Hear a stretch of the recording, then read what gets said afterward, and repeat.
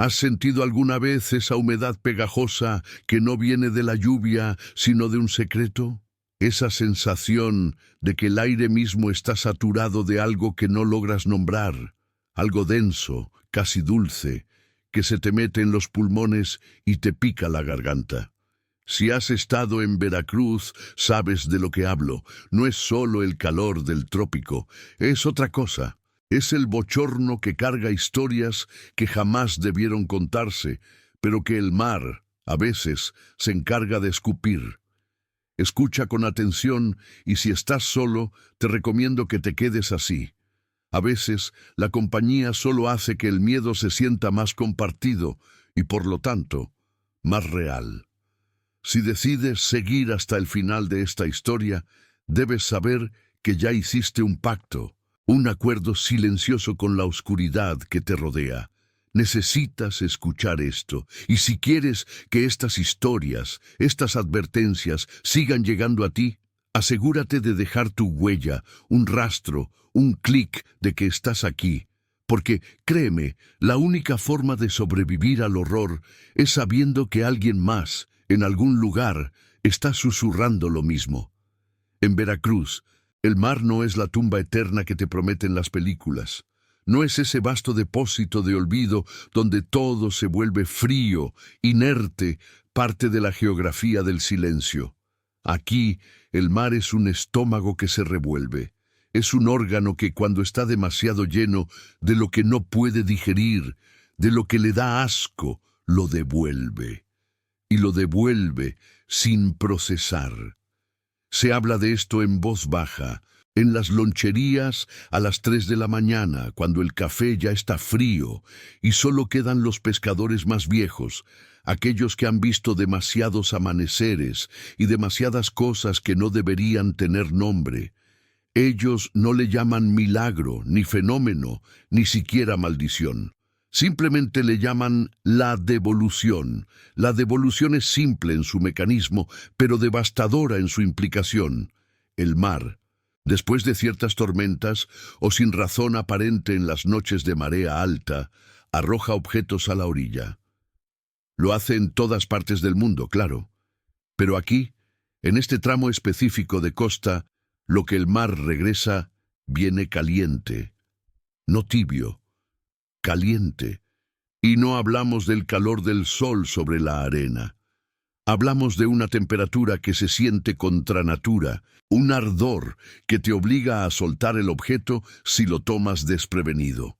Es un calor residual, un calor que te pica la palma de la mano, como si hubieras tocado una resistencia eléctrica o una estufa que acaba de apagarse.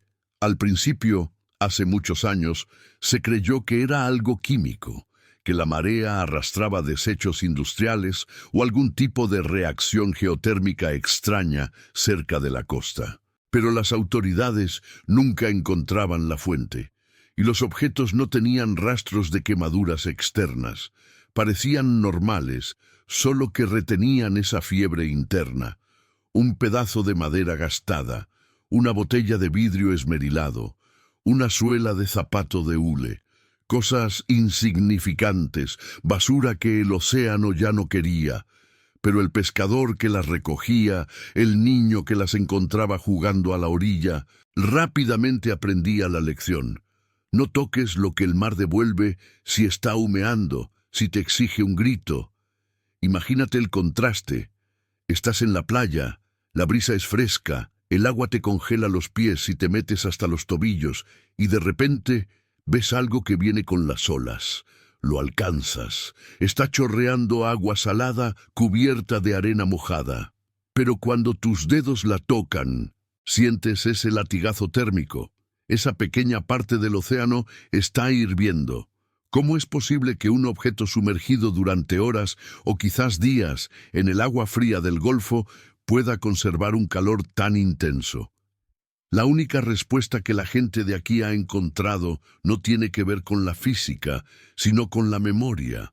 Lo que devuelve el mar, me dijo una vez un viejo, es aquello que no se ha enfriado por dentro. Lo entiendes, ¿verdad? No hablamos de temperatura material, hablamos de la temperatura emocional. El mar está regresando a aquello que estuvo tan lleno de vida, de terror, de dolor o de ira que ni siquiera el abismo pudo apagarlo. Está escupiendo fragmentos de historias demasiado violentas, demasiado frescas para ser consumidas por la sal y el tiempo. El temor se intensificó cuando los objetos dejaron de ser inertes. Al inicio eran plásticos, vidrios, desechos comunes, pero luego, hace unos 10 años, según los registros no oficiales y los murmullos de la gente, empezaron a aparecer objetos que nos conectaban directamente con lo humano. Una vez fue una cartera, un portamonedas de piel de un café ya deslavado, pero firme. Lo encontraron cerca de Alvarado. Estaba empapado, claro, pero cuando el policía de la costa intentó abrirlo para ver la identificación, se quemó la yema del pulgar. No era una quemadura grave, pero sí una ampolla instantánea. La cartera estaba ardiendo desde dentro, como si las monedas y los billetes que alguna vez contuvo hubieran sido fundidos por una presión interna. La gente empezó a evitar esos objetos. Se creó una especie de ritual de ignorancia. Si veías algo en la orilla, y ese algo parecía tener un aura de vapor invisible en la frescura de la mañana, no te acercabas. Si sentías el cambio en el ambiente, ese aire más denso y pesado, simplemente caminabas hacia otro lado, porque acercarse, tocar, significaba absorber una parte de esa historia quemante. El problema es que estos objetos calientes tienen una atracción extraña, como un imán para la curiosidad mórbida. Y la gente, inevitablemente, quiere saber qué historia es tan feroz que ni siquiera el mar la aceptó. Hablemos de lo que vi. Yo no soy de Veracruz. Fui ahí por trabajo, por una investigación que, en teoría, era periodística. Quería documentar la vida en las comunidades costeras y acabé encontrando esta leyenda susurrante. Al principio fui escéptico. Pensé, humedad, reflejo, mentiras de pescadores. Pero mi escepticismo se rompió una noche de luna nueva, donde el mar era solo una masa de tinta negra y ruidosa. Estaba cerca del malecón, pero en una zona más aislada, donde la luz de los faros apenas llegaba. La noche era pesada, cargada de ese olor a salitre y combustible viejo. El sonido de las olas era tan fuerte que te hacía sentir sordo, como si la presión del mar te estuviera tapando los oídos.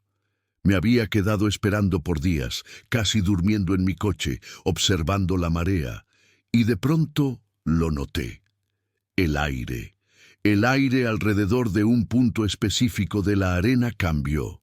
No fue visual, fue físico. Sentí el golpe de calor en mi cara, a unos 5 metros de distancia. Fue breve, como si alguien hubiera abierto la puerta de un horno por un instante, y luego un olor, no a fuego, sino a metal sobrecalentado, ese olor acre y dulce que sientes cuando algo se funde. Me acerqué lentamente. No sentía miedo aún, sino una curiosidad que me quemaba más que el aire. Era una imprudencia que solo se comete cuando crees que estás documentando algo, no viviéndolo. Ahí estaba. No era grande, pero su presencia era monumental. Era un juguete, un pequeño carrito de fricción, de esos de metal barato, rojo, con las llantas ya desgastadas por el agua. Estaba medio enterrado en la arena, y si no hubieras estado buscando ese calor, hubieras pasado de largo. Pero yo lo sentí. El vapor que emanaba no era de la sal, sino de la propia estructura del metal. El carrito estaba hirviendo, y lo que me detuvo no fue la temperatura, sino la reflexión que vi en su superficie. Aunque estaba mojado y cubierto de arena, el metal del carrito tenía un brillo casi febril.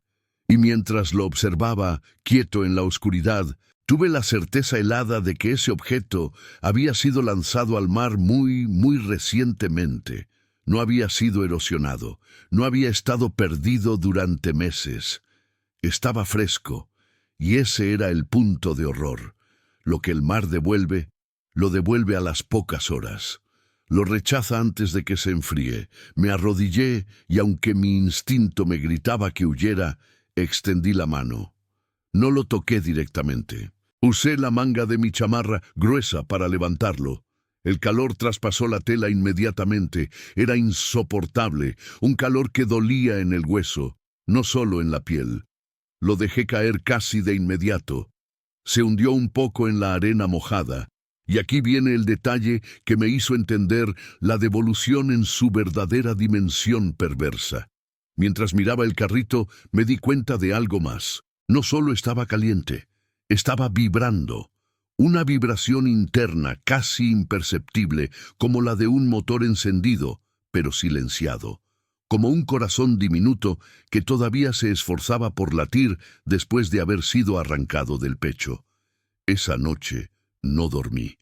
Me quedé sentado en el coche viendo cómo el carrito de metal, a 5 metros de mí, seguía irradiando calor bajo la luz ausente de la luna. Y me pregunté, ¿qué clase de dolor tiene que experimentar una persona, un niño, para que su objeto de afecto, su último vínculo, retenga una energía tan violenta que ni el Golfo de México pueda absorberla? La gente de la costa, la que vive de cara al mar, sabe que el mar de Veracruz es selectivo, no devuelve cualquier cosa, solo devuelve la evidencia del crimen que no ha prescrito, la prueba del arrepentimiento que no ha llegado, o el testimonio del miedo más puro, el terror instantáneo que se congela en la materia. Cuando me atreví a hablar con la gente del pueblo sobre esto, la respuesta fue siempre la misma, dicha con un silencio pesado y una mirada fija en el horizonte. Hay objetos que llegan tan llenos de algo que el mar se quema al tocarlos, y simplemente los avienta de vuelta para que la tierra se encargue de ese infierno. Me hablaron de casos más oscuros, casos que ya no eran solo objetos perdidos. Me hablaron de la pala, una pala de jardinería, de esas viejas, con el mango de madera desgastada y la hoja de metal oxidada en los bordes. Apareció, caliente, en la orilla de una playa poco visitada. La encontró un grupo de turistas, ingenuos, que pensaron que era un resto de alguna hoguera, pero cuando intentaron enterrarla para apagar el supuesto calor, se dieron cuenta de que el metal de la hoja no estaba quemado, sino que latía con esa misma fiebre interna que yo había sentido.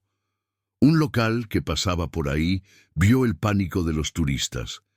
Se acercó y sin decir una palabra, les indicó que se alejaran. El hombre se quedó mirando la pala y se puso una mano sobre el pecho, no por el miedo que infundía, sino por la vergüenza, por esa familiaridad dolorosa que tienen las tragedias repetidas. La pala era la misma que se usó para cavar y ocultar, y el mar, al enterarse, se había negado a sostenerla. Estaba ardiendo con el sudor del esfuerzo violento y la tierra fresca que había tocado por última vez. No fue un fuego físico lo que quemó el mar, fue el registro de la acción, y esto nos lleva a la parte más opresiva de esta realidad. Si el mar devuelve objetos que aún están calientes, objetos que portan la firma térmica del trauma, significa que cerca de ti, en ese mismo momento, alguien acaba de sufrir una violencia tan aguda que la resonancia de su dolor atraviesa la materia. Mira a tu alrededor. Si estás en casa, ¿hay alguna ventana abierta? Sientes que el aire en la habitación no es uniforme.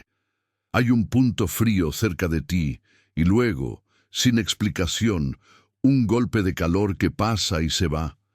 Esta no es una historia de fantasmas que vagan, es una historia de la tierra rechazando la prueba, y el mar, en su inmensidad, es solo el cartero que te entrega la mala noticia en forma de materia ardiente. Piensa en los pescadores, los que tienen que salir a faenar a las 4 de la mañana. Ellos están solos, viendo la línea donde el cielo se encuentra con el agua. Esa línea oscura que no te permite distinguir si es el final de la noche o el inicio del día. Y a veces, en esa oscuridad incierta, ven una silueta flotando. Saben que es su trabajo rescatar lo que flota, pero también saben que deben tener cuidado con lo que brilla, con lo que humea. Y aquí, amigo mío, es donde la historia se vuelve realmente íntima, realmente incómoda. Porque no todos los objetos calientes que el mar ha devuelto son inanimados. Hace unos años, un bote de pesca regresó al puerto con solo 2 hombres a bordo, cuando debieron haber sido 3. El que faltaba, lo dijeron con los ojos perdidos y la voz temblando, había caído al agua y desaparecido inmediatamente. Horas después, al romper el alba, mientras la esposa del desaparecido lloraba en el muelle, el mar hizo su devolución más brutal y desesperada. No fue un cuerpo, fue un par de botas de hule, de esas altas, amarillas, usadas para protegerse en el agua. Flotaron hasta la orilla, girando lentamente con las últimas olas. Estaban intactas, pero llenas de agua. Y estaban tan calientes, tan extremadamente calientes, que la arena a su alrededor empezó a secarse y a volverse blanca de inmediato. Nadie se atrevió a tocarlas. Se quedaron ahí, humeando, un monumento de vapor en la arena fresca. Las botas ardían con la temperatura del pánico, el calor de la desesperación por la vida. El mar no había podido enfriar el último aliento de ese hombre. Había regresado las botas, todavía hirviendo, como si la planta de sus pies aún estuviera corriendo en busca de aire. ¿Te das cuenta de la gravedad de esto? El mar no borra el dolor, simplemente lo rechaza. Y si lo que devuelve está caliente, significa que el ciclo de la violencia no ha terminado. Significa que hay algo o alguien que sigue buscando esa pieza, esa evidencia que el mar se negó a guardar. Y si llegaste hasta aquí, si has mantenido la respiración a través de estos minutos, es porque sientes que esta historia te pertenece. Te ruego que, si alguna vez has sentido un frío inexplicable, seguido de un calor repentino, en un lugar donde no debería haber fuego, lo escribas. No tienes que dar detalles, solo pon una palabra. Sentí el calor, solo para saber que no soy yo el único que escucha los susurros de lo que el mar no puede callar. Y ahora, la parte más difícil de esta primera parte, la pregunta que te obliga a mirar por encima del hombro. ¿Qué pasa si el mar devuelve algo que no es metal, ni plástico, ni cuero? ¿Qué pasa si devuelve algo orgánico? Algo que no se puede explicar bajo ninguna ley conocida de termodinámica, algo que debería estar frío, sin vida, pero que te exige que lo sueltes porque te está quemando la piel. Ellos lo encontraron hace 6 meses. Lo encontraron en el mismo punto donde yo encontré el carrito de juguete, solo que de día. Y no era una cartera o una pala, era un mechón de pelo, castaño oscuro, largo, suave. Estaba completamente saturado de agua salada y, sin embargo, irradiaba un calor tan intenso, tan vivo, que cuando el hombre que lo recogió gritó y lo soltó, el mechón cayó sobre una roca. Y la roca, en ese instante, se sintió como vidrio fundido. Ese pelo, ese fragmento de una persona no solo estaba caliente, estaba vibrando, como si la cabeza a la que perteneció todavía estuviera gritando bajo las olas. Y si eso es posible, si el dolor puede dejar una marca tan literal en el mundo físico, te pregunto, ¿de qué estás lleno tú? ¿Qué tipo de trauma podrías dejar tú en la materia? ¿Qué objeto arrojaría el mar de vuelta todavía hirviendo, gritando tu nombre? Piensa en eso cuando la luz de tu habitación se apague y escuches el sonido del viento que se parece sospechosamente al sonido del mar. Nunca olvides que en Veracruz el mar no te olvida y lo que te rechaza todavía quema. Parte 1 de 2. Dicen que el mar es frío, ¿cierto? Es la manta helada que envuelve la tierra, la gran tumba silenciosa que enfría todo lo que toca. Pero en Veracruz, y si has llegado hasta aquí, sabes que estoy hablando de algo más profundo, algo que no tiene nombre en la cartografía de la razón.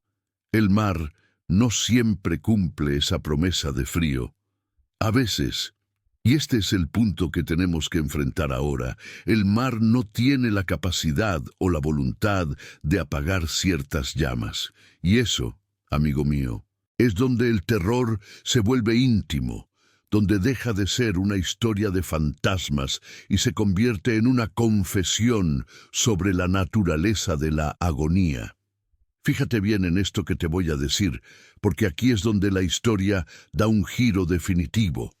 La gente que recogía esos objetos calientes en la orilla al principio pensaba que era un misterio físico, cómo la inercia térmica de un trozo de metal podía vencer la inmensidad del Golfo.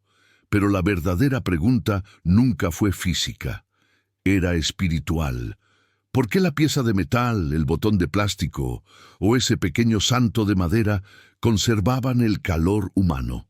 La respuesta, la única que pudimos desentrañar después de años de silencio y observación, es que ese calor no era inercia, era rechazo. El mar, tú lo sabes, acepta todo. Se traga barcos, vidas, secretos, y luego lo digiere en su oscuridad milenaria. Pero hay muertes tan inmediatas, tan cargadas de un pánico o un dolor tan explosivo, que su esencia, su alma térmica, por llamarlo de alguna manera, se niega a enfriarse. El objeto, al ser la última cosa tocada, la última conexión física con ese momento de transición violenta, actúa como un fusible, como un condensador. Y cuando el mar, esa entidad gigantesca y antigua, intenta absorber esa carga de angustia hirviente, simplemente no puede. Es como si el agua salada rechazara la energía pura del miedo mortal.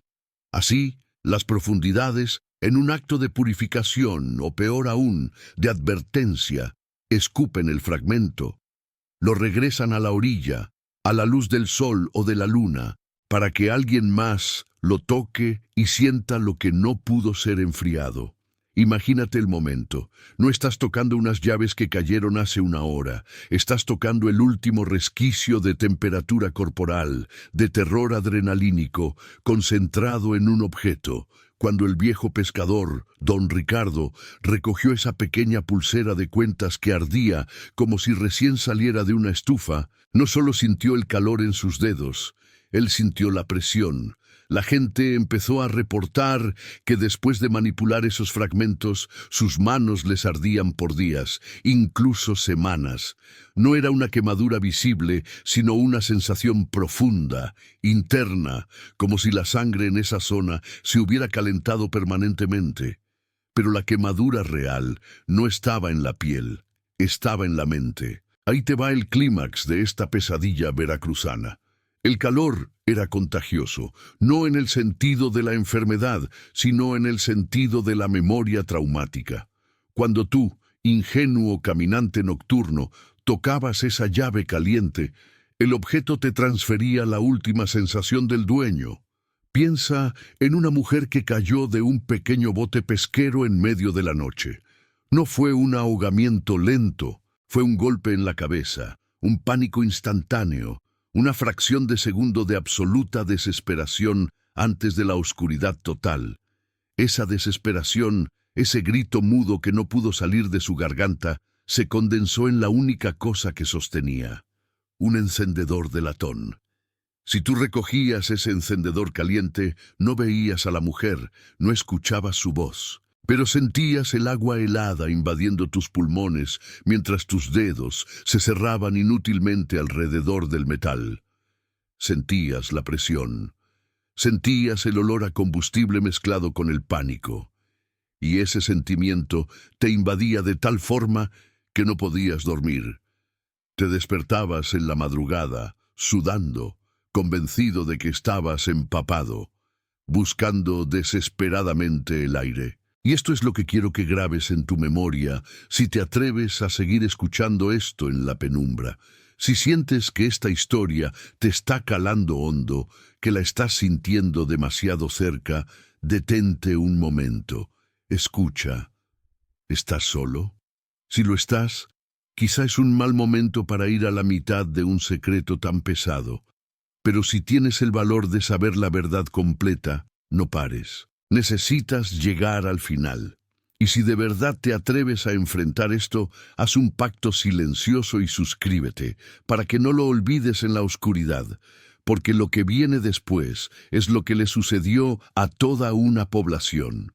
El pueblo de San Gregorio, un pequeño asentamiento pesquero cercano, fue el epicentro de esta maldición térmica. Estaban tan acostumbrados a recoger y clasificar los objetos del mar, los despojos, que cuando los fragmentos calientes comenzaron a aparecer, los trataron como una nueva variedad de escombro. El problema fue cuando los objetos se hicieron más personales, más íntimos. Una tarde, en plena canícula, el mar regresó una pequeña gorra de niño, lana azul, con un pompón casi desintegrado. Pero la gorra no estaba caliente al tacto como el metal, estaba tibia, pero esa tibieza era penetrante, opresiva, y olía. No olía a mar, olía a sudor infantil, a ese olor salado y dulce que solo tienen los niños que han jugado todo el día. Quien tocó esa gorra, y fue la madre del niño desaparecido 3 días antes, María Elena, no solo sintió el calor. Ella sintió la mano de su hijo aferrándose al tejido. Ella sintió el juego y luego el silencio. El recuerdo no se manifestaba como una película, sino como una descarga sensorial. Era como si el objeto hubiese grabado el último segundo de vida, no visualmente, sino a través de la temperatura y la textura. María Elena no se volvió loca, no en el sentido tradicional, pero dejó de sentir frío. Incluso en los vientos de diciembre, ella caminaba con ropas ligeras. Su cuerpo, decían las vecinas, había sido infectado por el calor de la despedida forzada. Se había convertido en un termóforo viviente, incapaz de olvidar la tibieza de su hijo. Y esto es lo que pasó en San Gregorio. El pueblo entero se llenó de personas con fiebre fantasma. Todos los que habían tocado o manipulado los objetos reportaban una incapacidad para conciliar el sueño en la oscuridad total. Necesitaban una pequeña luz, una vela, algo que les recordara la temperatura de la vida.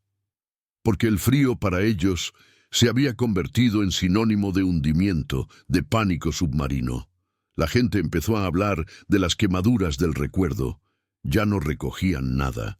Dejaron los objetos calientes donde el mar los depositaba. De noche, si caminabas por esa playa, podías ver las pequeñas siluetas de metal o plástico humeando ligeramente bajo la luna, como ofrendas que nadie se atrevía a reclamar. Eran pequeños faros de la muerte reciente, rechazados por la eternidad líquida. La conclusión a la que llegamos, la más terrorífica de todas, es que el mar no estaba purgando desechos, estaba comunicándose, estaba diciendo: esto es demasiado fresco, esta agonía no ha tenido tiempo de enfriarse, llévensela. Era un mandato, y al rechazarlo, la gente de San Gregorio se condenó a sí misma a una existencia de calor perpetuo. Se volvieron custodios de la rabia ajena. Escucha con atención, porque esto es lo que destruyó al pueblo. Cuando manejas objetos con esa intensidad de trauma, tu propia capacidad para la paz se erosiona.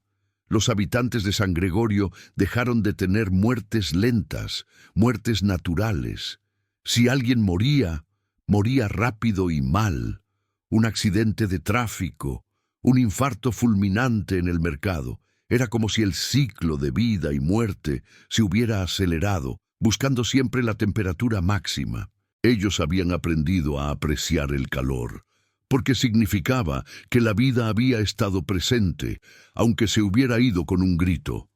El frío se volvió su némesis. Y eso es el verdadero horror, cambiar tu percepción de lo natural. Imagínate el peso psicológico de esto. Estar en la calle, sentir el sol en la piel y que ese calor no te dé vida, sino que te recuerde la última respiración de un extraño. Tu vida se convierte en un catálogo de muertes ajenas, y tú eres el único que lleva la lista en tu temperatura corporal. Una de las personas que investigó esto a fondo, un tal doctor Méndez, un hombre que no creía en nada más que en la química, pasó una semana en el pueblo. La noche antes de irse, encontró un objeto. No en la orilla, sino en el patio trasero de su hostal. Era una pequeña pipa de fumar, de barro, y estaba tan intensamente caliente que tuvo que envolverla en un trapo mojado para sostenerla. Méndez, el escéptico, sintió al tocarla la sensación de una intensa soledad, el sabor áspero del humo viejo y el repentino cese de un corazón cansado. No pánico, no terror, sino una aceptación agotada. El doctor Méndez no regresó a la Ciudad de México. Se quedó en San Gregorio, se convirtió en uno de ellos. Ahora, dicen, él duerme junto a una estufa, no por el frío, sino por el miedo a que su propio cuerpo pierda la temperatura que le fue transferida. Esta es la conclusión definitiva del secreto de Veracruz. El mar no solo devuelve objetos calientes, devuelve la firma térmica de la muerte violenta y no resuelta, y al tocarla, tú adquieres una parte de esa quemadura. Te conviertes en un repositorio andante de la agonía ajena. El mar te está diciendo, no era mi hora de recibir esto, y ahora es tuyo. Y la pregunta que te dejo, la que debe resonar mientras apagas las luces, es, ¿qué pasaría si tu muerte fuera tan intensa, tu dolor tan inmediato, que el mundo físico no pudiera absorber tu calor?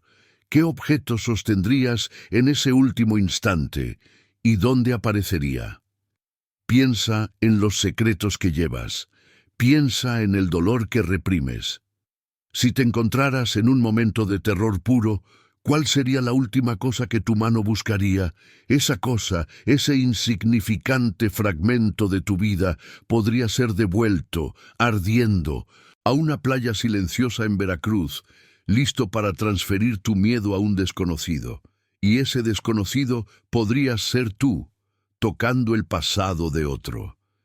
Si has sentido esa quemadura extraña mientras escuchabas esto, o si sabes lo que es llevar el peso de una muerte que no era tuya, déjame un comentario simple. Solo escribe «lo escuché» o «no estoy solo». Y, por favor, si tienes a alguien cerca que debería escuchar esto, compártelo. Nunca se debe ver solo una historia como esta. Ahora, escucha el silencio que ha quedado. ¿Sientes la temperatura de la habitación? ¿O sientes que algo en tu mano retiene un calor que no le corresponde? Mira bien a tu alrededor, porque a veces la agonía rechazada no solo regresa del mar. A veces la encuentras en un objeto olvidado en tu propia casa, esperando que lo toques. Y si lo sientes caliente, no lo sueltes. El miedo de alguien más te acaba de encontrar.